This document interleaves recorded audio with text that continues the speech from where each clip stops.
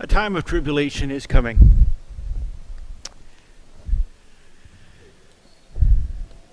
The title of the message today is going to be All is Vanity.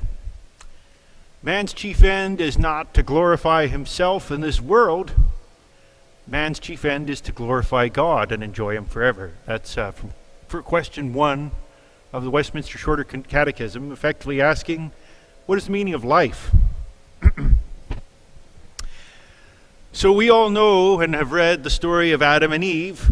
They were entitled to everlasting life. Before they even fell, God told them, be fruitful and multiply. They had a lot to hope for. The one thing they knew was they weren't allowed to do whatever they wanted. God just told them, don't eat from that one tree of knowledge of good and evil. Don't try to be your own gods. This is my garden. I made you. You have to be obedient. And the devil enticed Eve first. Eve ate of the tree to be her own god, and she gave to her husband. Her husband ate from the tree. And by Genesis chapter 3 throughout, it's explained, God asked Adam, who told you you were naked? That feeling of shame. And he said, well, did you eat from the tree I told you not to eat from? And he blamed his wife. The woman who you gave me, she gave it to me and I ate it. So it's like a parent going to his children, finding out, okay, who did this? And he asked Eve, what have you done? And she said, the serpent beguiled me and I ate. And he went to the serpent, and the curse he pronounced on the serpent was good news. I'm going to put hostility between your seed and her seed. He will bruise your head and you will bruise his heel. That was singular. This was an immediate prophecy. Eve is going to have a child somehow who is going to stomp on your head. So now you've got this domain. They all want to be their own gods. They've cut the spiritual umbilical cord. But one is going to come from the woman who's going to conquer you in your own domain. And we were looking forward to that. So Eve had 2 children, twins right at the get-go. And the first one she had, the possible translation was, when you read the Hebrew, it could have meant, I have begotten a man, the Lord. Well, the devil is the wisest, most powerful creature ever created. The wiles of the devil are very powerful, very opportunistic. Who would you have to be in order to conquer the wisest, most powerful creature ever created? You'd have to be God. Eve's theology may have been very solid, thinking, I've gotten a man, the Lord, if you look in Genesis 4:1. Immediately after Cain was born, she thought Vanity, and she said Hevel, which means vanity in Eve's day, because it dawned on her, I could really have any number of these children, and they can grow up and have more children, and I could well die, return to dust, as God said in his curse, and never ever see this promised Messiah. So she thought vanity.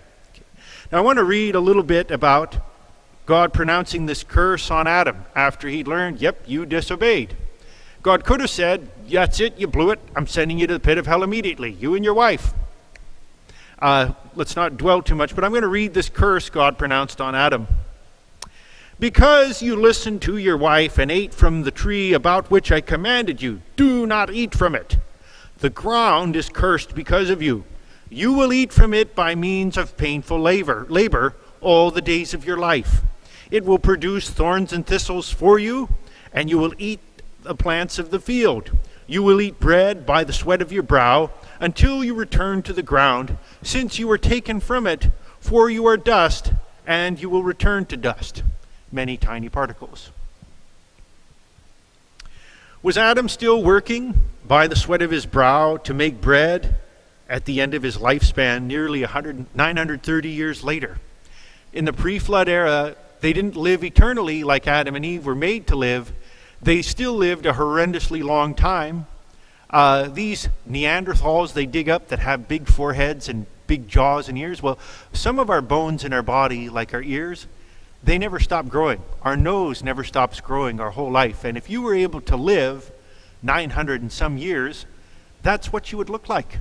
So these things they're digging up, saying that these are prehistoric men who were very strong for some reason, those are people who manage to live a lot longer than we get to live with the radiation we're exposed to. Part of working by the sweat of our brow to make a living is, as we keep getting older, a sense of vanity sinks in. By the time near the end of his life, Adam probably had a certain sense that he was living a life of utter vanity.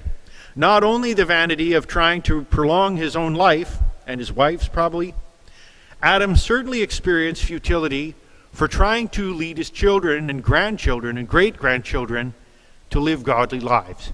Because God described the pre-flood era as being only evil continually, men being totally depraved. And you can imagine Adam and Eve thinking, we saw God, he spoke to us, he promised us, I would have a child who would conquer the devil, and look at how many of our children are leading ungodly lives.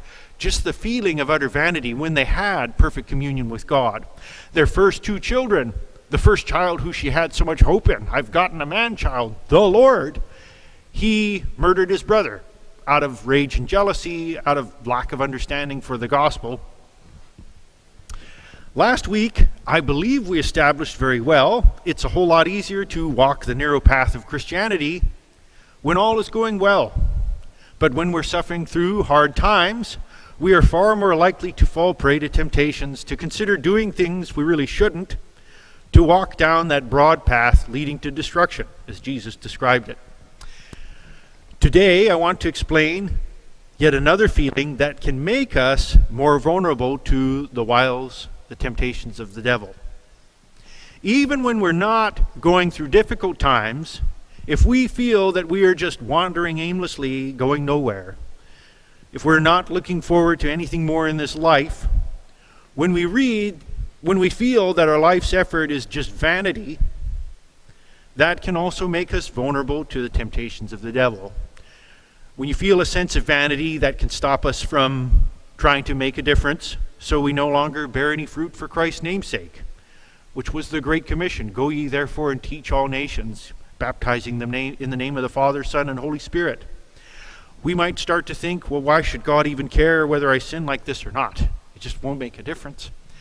And so that feeling of despair and vanity, it goes with that curse. We're all going to become dust and return to the ground.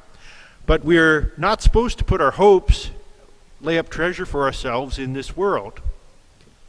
So the main passage we're going to read from today is Ecclesiastes 1.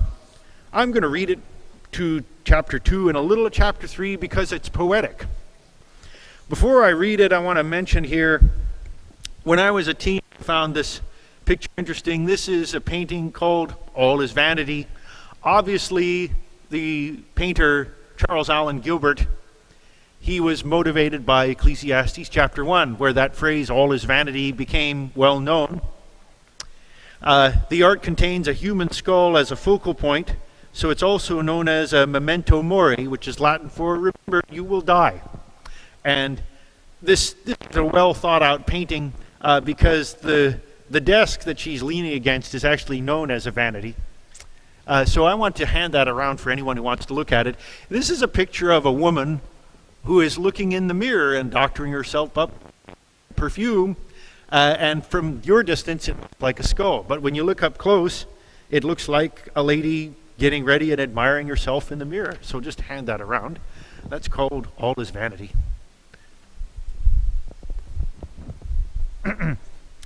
And he was inspired by Ecclesiastes, the beginning. Before we begin to read, I'm going to say God gave a lot to King Solomon. He asked for wisdom, God gave him wisdom.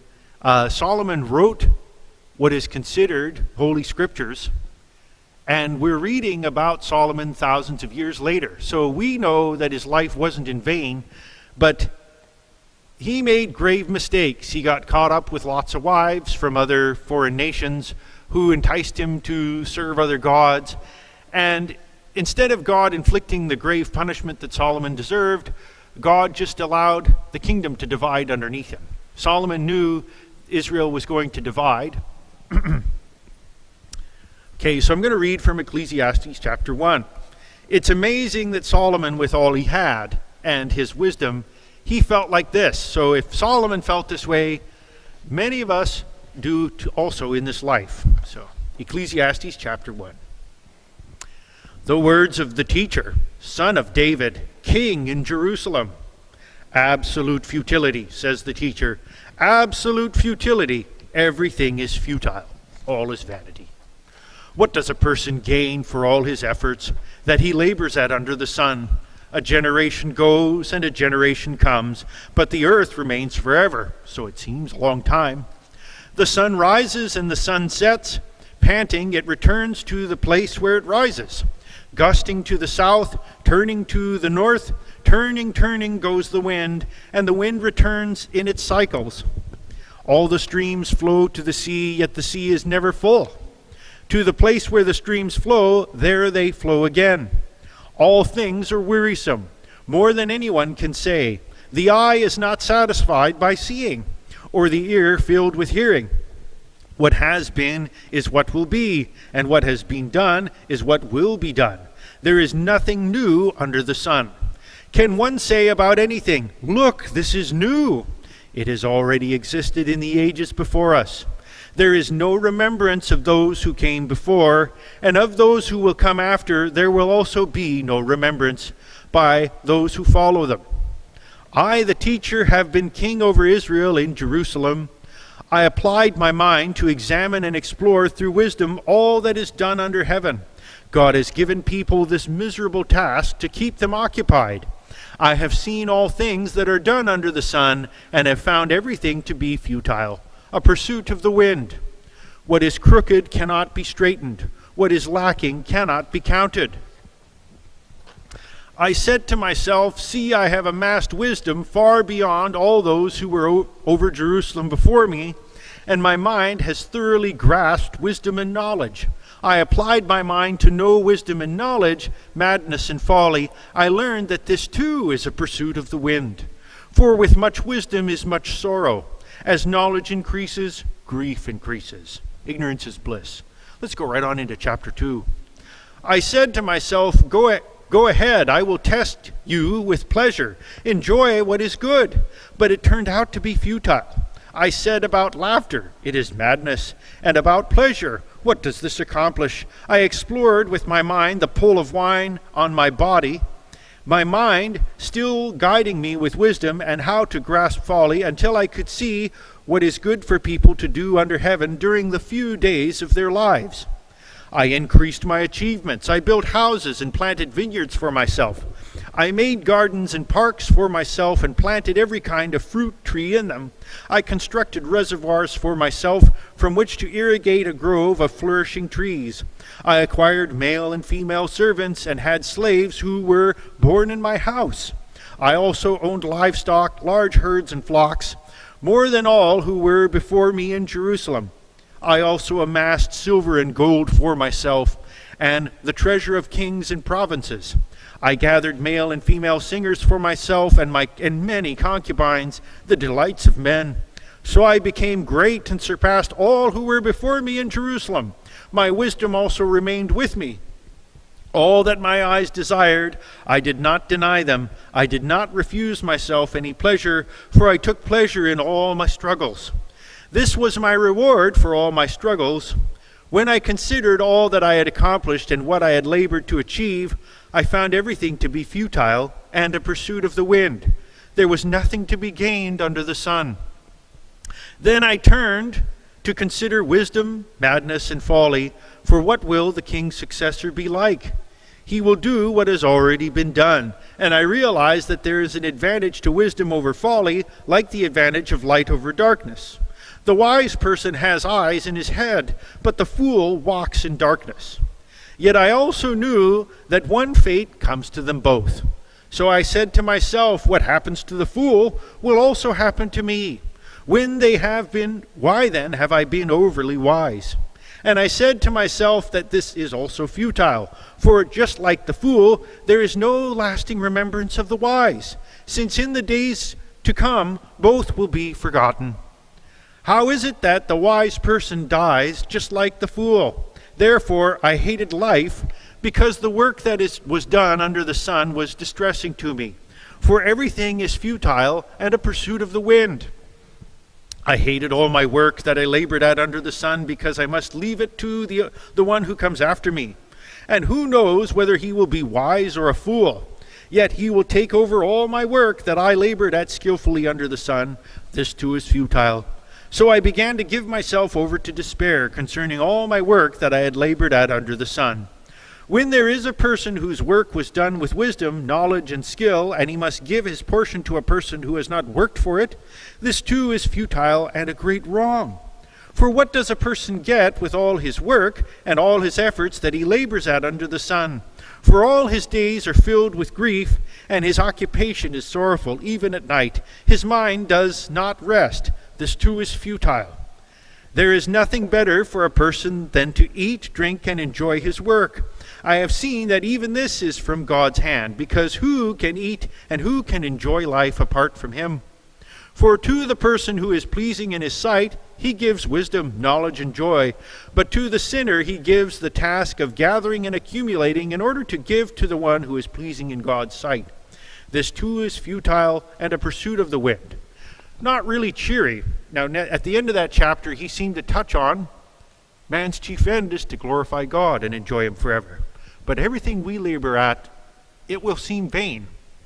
And I'm going to touch a little on chapter 3 because he goes right back to that original subject of Adam and Eve. At verse 18 in chapter 3, Solomon writes, I said to myself, this happens so that God may test the children of Adam, and they may see for themselves that they are like animals. For the fate of the children of Adam and the fate of animals is the same. As one dies, so dies the other.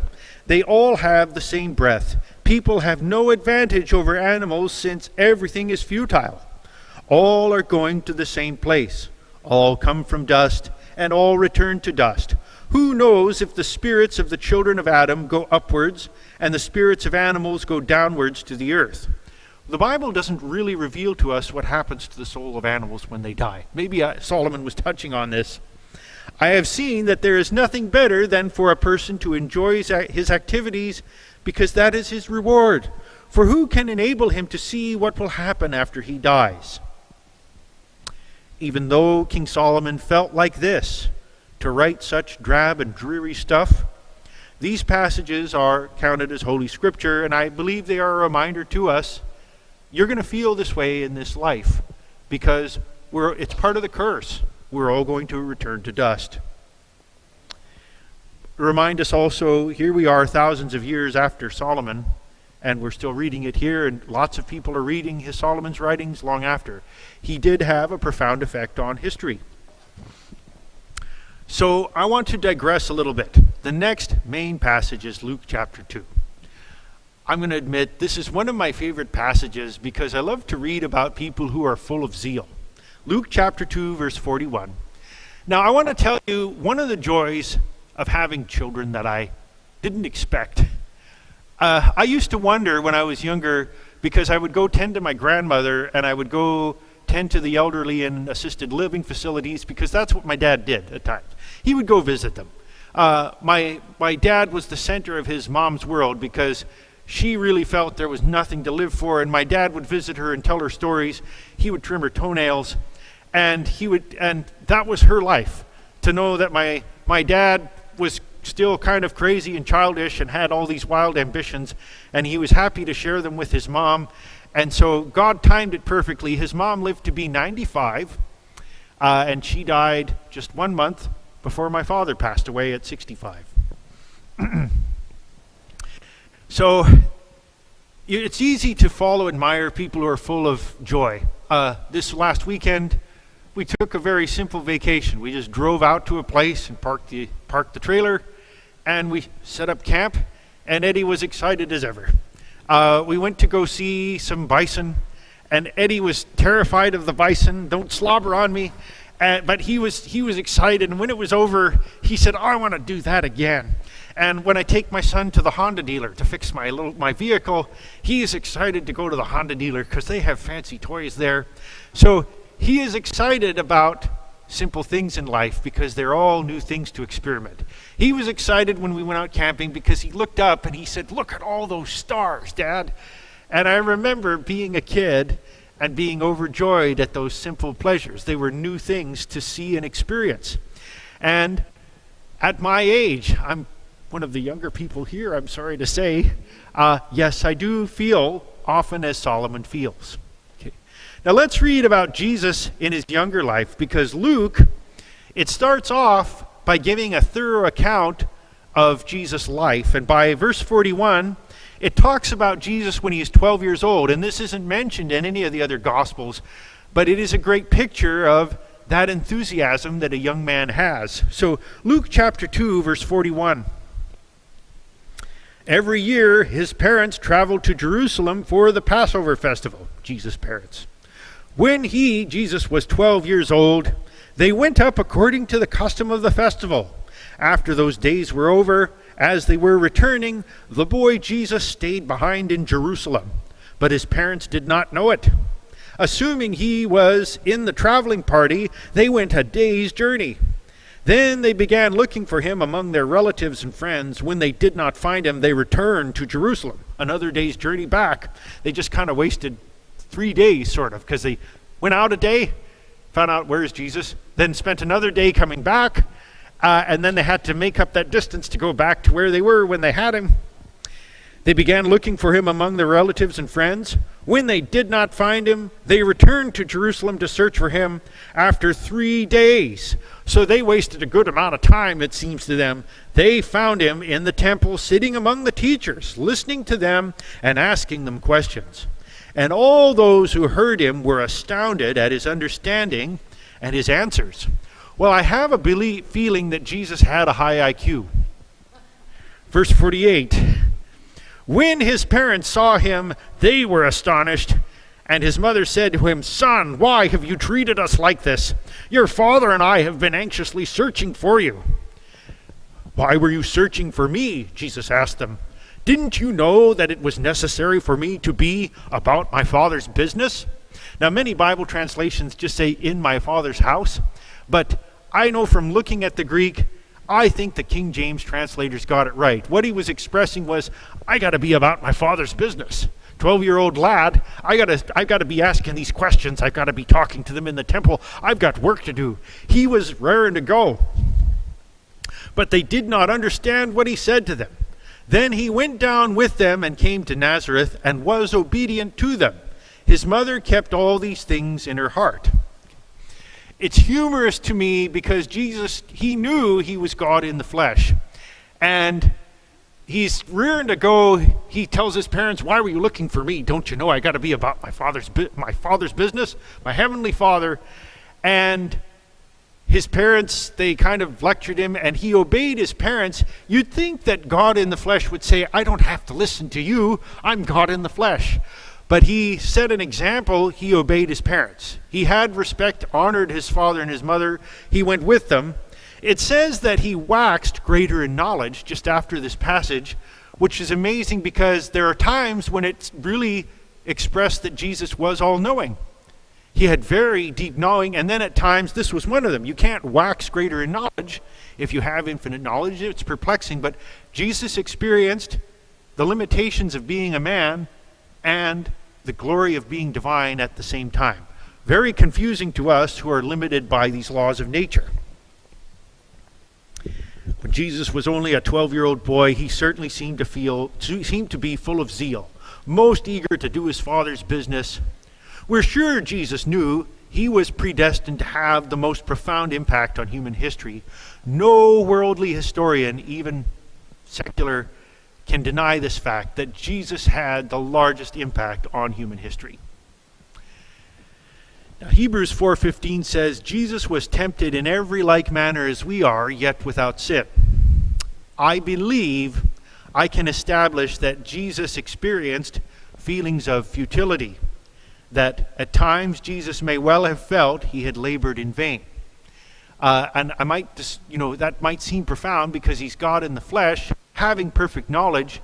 He knows he's going to make an impact, but I think I can show that there were times when Jesus would feel my efforts were in vain. Now I'm going to start with a small example. In Mark 11:13, it says that Jesus was hungry, so he saw a fig tree in the distance and he approached it, but he looked for figs when it wasn't time for figs. This was a time when it seemed Jesus wasn't all-knowing, because if he was all-knowing, why didn't he look off in the distance and say, well, there's no reason to walk over there. There's no figs yet. It's not. He seemed to have not known or forgotten it wasn't time for figs. He walked over there. He looked for figs, so he just expended effort. He walked over to the fig tree and spent time looking, only to find no figs. And instead of working a miracle to just make them sprout there, Jesus got angry and said, "Let nothing grow on you henceforth and forever." He cursed the fig tree, and in a short order, that fig tree withered. So he experienced a certain futility. I expended effort, and it was all for nothing. Now I'm going to give some bigger examples. Contrast Jesus' enthusiasm when he was 12 with Jesus' prayer in the Garden of Gethsemane near the end of his time on this earth, where Jesus knew full well he was about to be crucified, beaten and scourged, marred more than any man. I'm going to read just a little bit from Matthew 26:37 through 39. Taking along Peter and the 2 sons of Zebedee, he began to be sorrowful and troubled. He said to them, "I am deeply grieved to the point of death. Remain here and stay awake with me." Going a little further, he fell face down and prayed, "Oh, my Father, if it be possible, let this cup pass from me. Yet not as I will, but as you will." If you read through that whole passage, you observe how Jesus' disciples couldn't even stay awake to listen to Jesus' prayers and pleas. Now, I know from experience that when your disciples can't even stay awake to listen to you, you feel a certain sense of futility. And Jesus came to them and said, "Couldn't you stay awake for 1 hour? I mean, this is important. I wanted you to stay awake with me. I wanted you to listen, and here you just keep resting." And there's a certain feeling of futility, and Jesus is expressing it. You're not being loyal followers here. Soon later, Jesus was betrayed and arrested. My own familiar friend, whom I trusted, has lifted up his heel against me. Jesus quoted that psalm earlier. And Jesus' disciples acted like fair weather friends. In Mark 14:50 it says, "They all deserted him and ran away." Well, you can't help but feel some futility, some sense of vanity in that. Shortly before Jesus died on the cross, he quoted again Psalm 22, crying out, I'm going to say it as best I can, "Eloi, Eloi, lama sabachthani," which is Hebrew, I believe, for my God, why have you forsaken me, abandoned me?" Experiencing death, I believe Jesus truly felt abandoned by God the Father. It is our ultimate terror. We have this feeling of preservation of self. It is a painful, scary thing to die. And when you feel that, I believe Jesus felt, he truly felt, I've become a representation of what is bad. Just like the serpent on the pole, I feel rejected by you, God. I feel forsaken by you. And so he said, my God, why have you forsaken me?" And then he experienced death. So I believe it's a safe thing to say, Jesus experienced feelings of vanity in his life. If he hadn't, you might argue he wasn't tempted in every like manner as we are, but it affirms he was. He had absolute profound abilities, so when the better your abilities, the more temptations you're subjected to. Now, we all as sincere Christians know that even if Jesus at times felt in vain, we know he had the most profound effect on human history. Okay. Now, I'm going to digress a little bit, in a little bit of an unorthodox way, or unusual way. I got this idea because last Sunday we enjoyed a meal with the Carlsons and the Andersons and Christy Wright. And while I was making conversation, we were talking about my profession. When I was in college, I thought, I've learned object-oriented programming, I've learned C, I like to do it. Once I've learned how to do that stuff, I'll get out on the workforce and I'll be coding, and it's what I like to do. I like to line things up logically and get code working just right. And I was full of hope, and it didn't dawn on me that in my profession, you spend an awful lot of time just searching and searching for a needle in a haystack, finding out why didn't this code work that was written 10 years before I ever got here in this hacked up mess. There's a certain vanity. It always, wherever I go, that's what my job is, finding needles in haystacks, which isn't a lot of fun. It's a rare thing for me to ever get to write much code at all. It's not what I expected in my profession. Another problem with my profession is I try to learn the new technologies as fast as I can, and I never thought when I was in college that if I learn it as fast as I can, by the time I've learned a technology well, bloop, it's obsolete. There's a new thing out that's supposed to be better. People aren't using the old thing anymore, and it's almost like I've wasted my time. So it's like the time I spent studying and working was in vain. Even the code I wrote to make something work well, it's in vain. I worked long and hard on Windows Phone for Microsoft, and they laid me off, and that was disturbing to me because I really thought I'd done good work. I'd really hammered out all those tests. And it was also disturbing later to find out they just decided, yeah, Windows Phone is going nowhere, it's done. So there was really a feeling like, yeah, nobody's even using the code I worked on anymore. It was all in vain. I feel this way. Now, to show how people feel in my profession, I showed this famous animation from 2011 by this animator named Steve Cutts. I don't want you for a second to get your theology from Steve Cutts. He is of this world.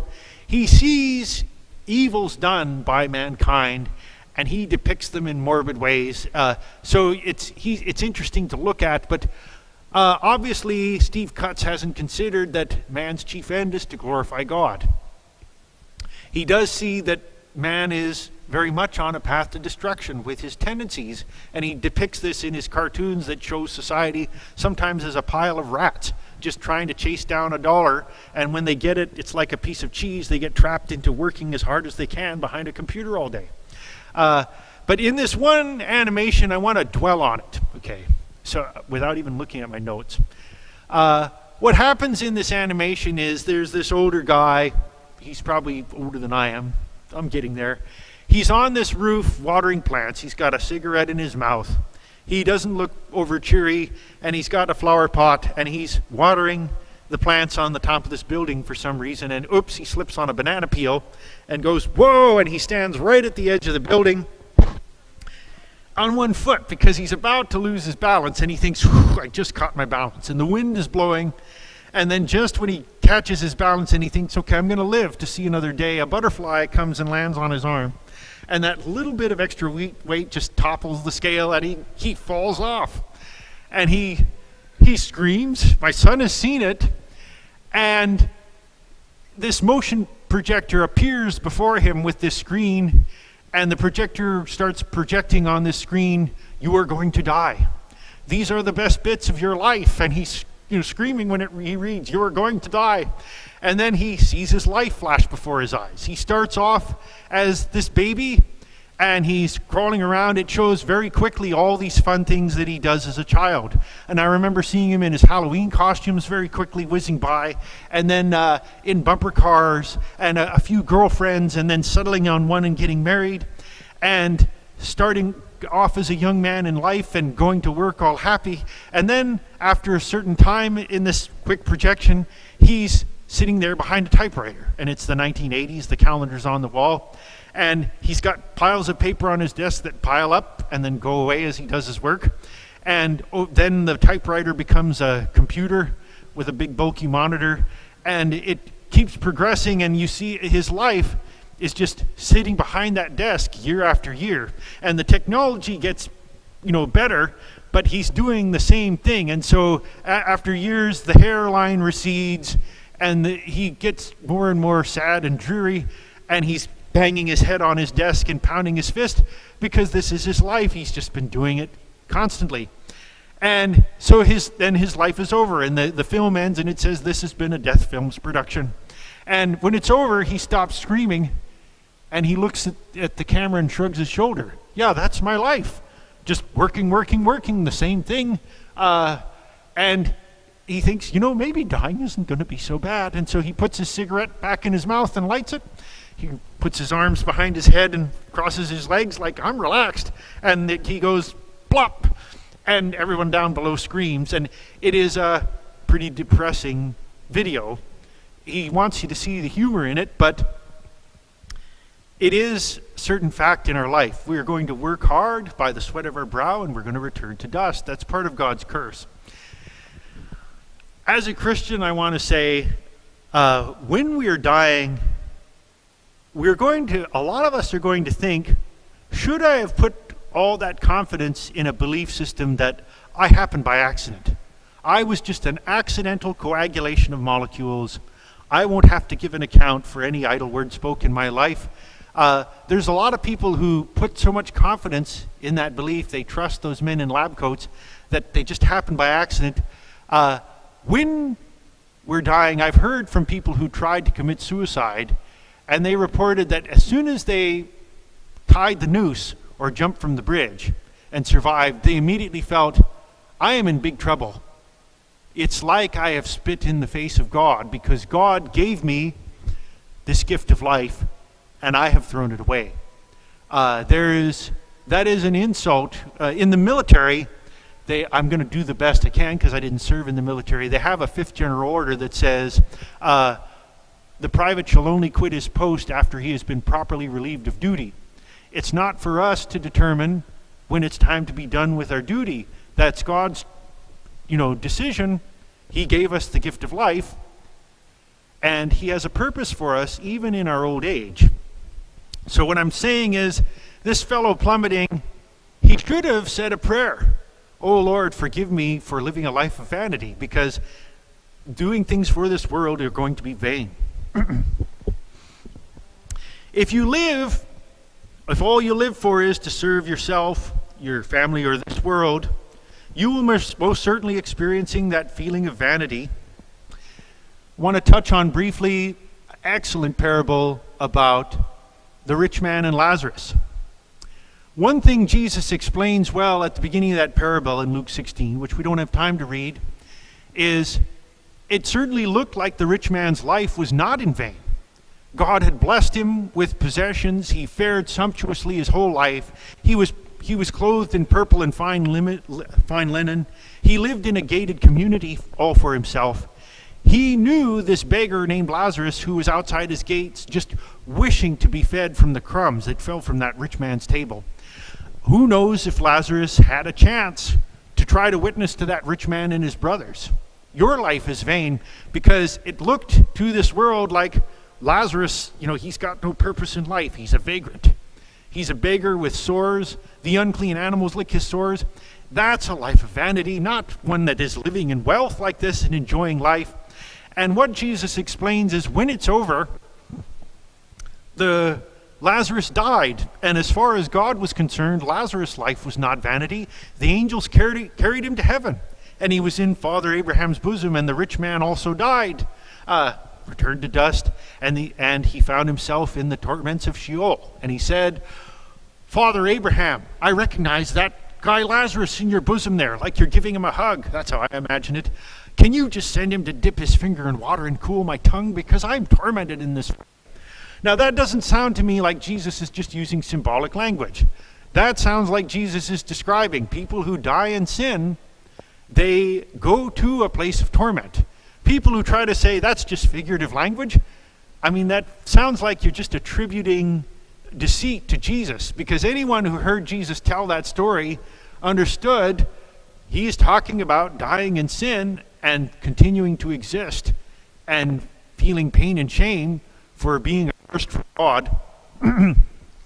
And Father Abraham told him, I can't do that. There's this gulf here, so we can't go across to you, and you can't go across to us. And then the rich man says, I don't want my 5 brothers to wind up in this place. Can you send him back to life? Lazarus did go back to life. And he said, I can't send him back to life. Your brothers are going to have to listen to Moses and the prophets. Listen to the good news that the only way not to live life in vain is to embrace the gospel, embrace Jesus Christ as your Savior. But if they won't hear Moses and those prophets, even if somebody is raised from the dead, they will not believe. They are totally depraved. And so the story ends, and I want to dwell on the rich man only realized that his life was vanity when it was too late.